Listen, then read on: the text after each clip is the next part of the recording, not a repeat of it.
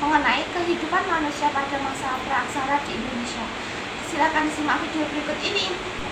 Kehidupan manusia pada masa praksara di Indonesia. Kehidupan manusia berkaitan erat dengan lingkungan hidupnya. Lingkungan hidup meliputi lingkungan biotik dan abiotik. Lingkungan abiotik telah lama dimanfaatkan oleh manusia untuk menunjang kehidupannya.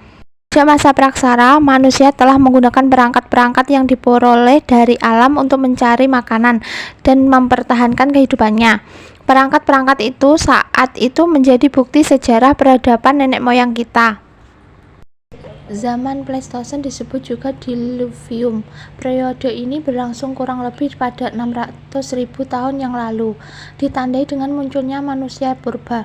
Masa ini seringkali disebut sebagai zaman es atau glasial, yang ditandai dengan mulai meluasnya es yang bertumpuk di kutub utara karena terjadi perubahan iklim global hingga menutupi sebagian Asia Utara, Amerika Utara, dan Eropa Utara. Apabila suhu turun, maka lapisan es akan semakin luas yang menimbulkan air laut menjadi turun. Kemudian, sebaliknya, jika suhu udara naik, maka es akan mencair, sehingga daerah yang tertutupi es berubah menjadi makin berkurang dan menyebabkan permukaan air laut naik. Periode ini disebut zaman interglasial.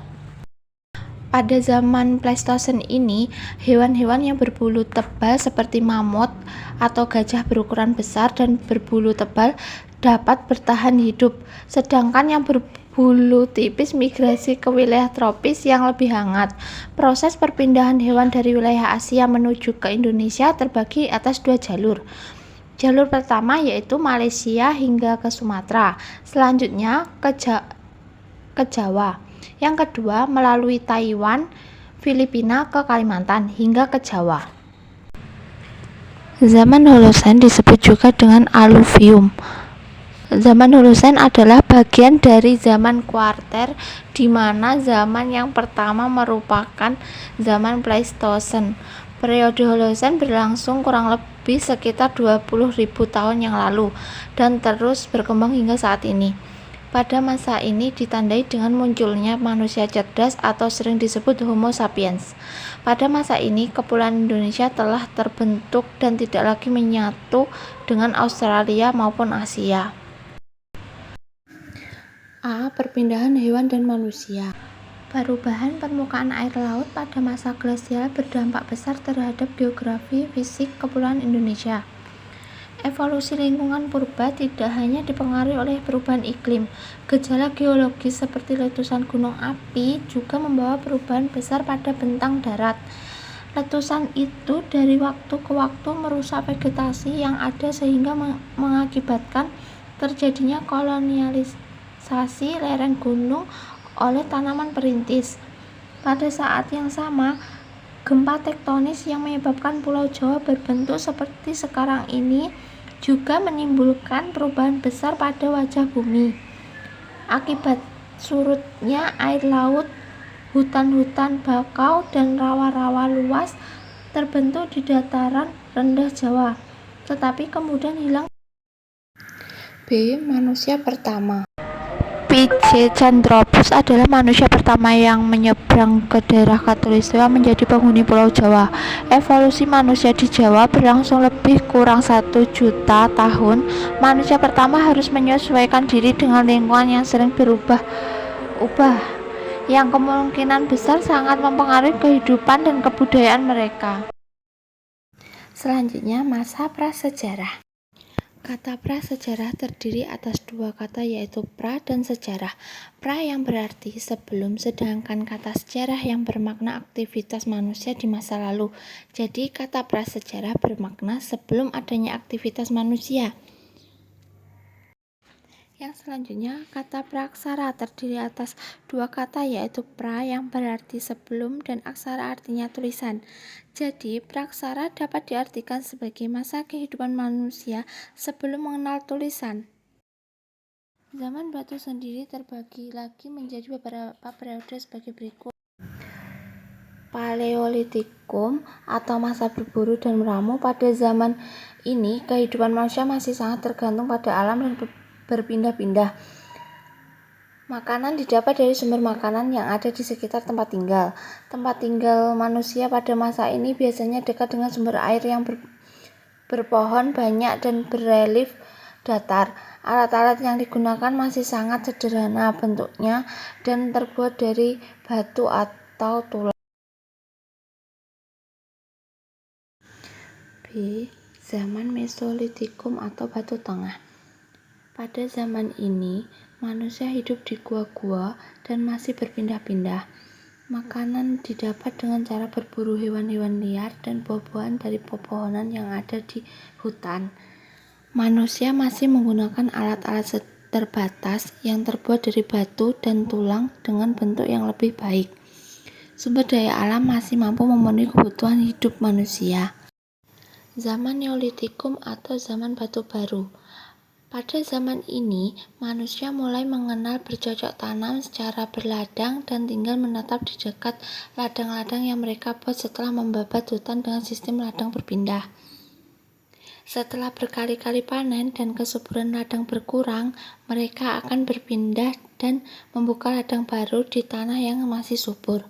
Pada masa ini, manusia mulai memelihara hewan ternak dan hidup dalam berkelompok-kelompok besar serta memulai mengenal kepemimpinan secara terbatas. Peralatan yang digunakan masih terbuat dari batu yang berbentuk lebih baik dan diasah hingga halus. Selanjutnya zaman logam. Pada zaman ini manusia telah menetap dan mulai mengenal pembagian kerja berdasarkan keahlian tertentu.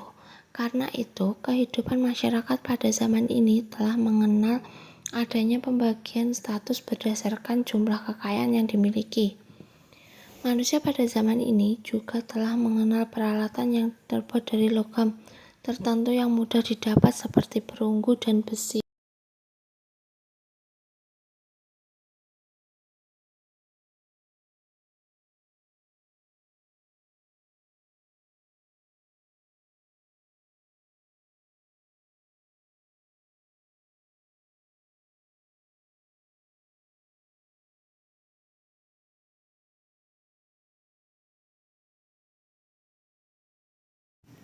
A. Meganthropus palaeo-javanicus.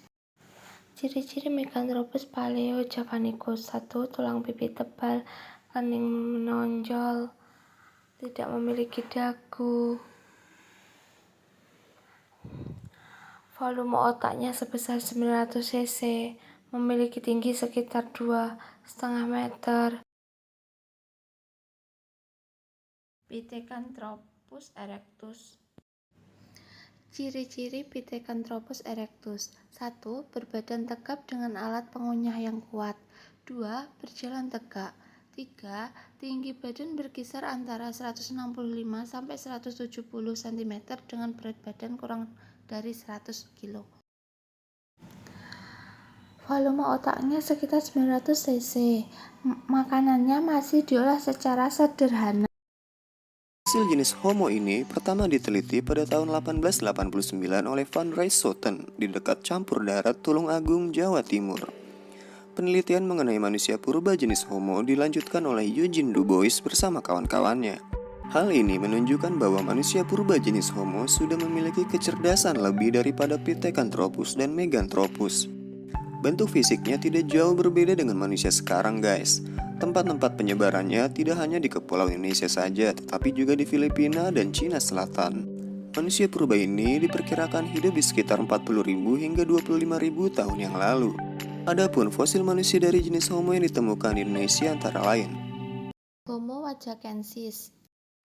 Ciri-ciri Homo wajakensis: memiliki volume otak sekitar 1630 cc, memiliki tulang tengkorak rahang atas bawah serta tulang paha dan tulang kering, muka datar dan lebar, rahang tergolong padat dan memiliki gigi yang besar, tinggi tubuh sekitar 173 cm. Homo soloensis. Ciri-ciri Homo soloensis: volume otak cukup besar mulai dari 1013 sampai 1251 cc. Tinggi badan berkisar antara 130 sampai 210 cm. Berat badan antara 30 sampai 150 kg. Bagian belakang tengkorak telah membulat dan tinggi. Otot-otot pada bagian tengkuk mulai mengalami reduksi. Homo soloensis diperkirakan hidup sekitar 900.000 hingga 300.000 tahun yang lalu.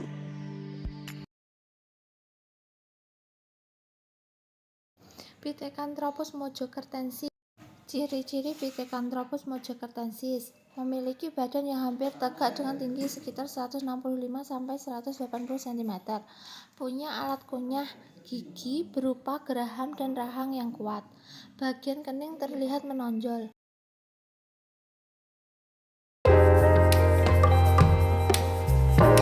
Sekian yang dapat saya sampaikan. Bila ada kurang dan lebihnya saya mohon maaf. Wassalamualaikum warahmatullahi wabarakatuh.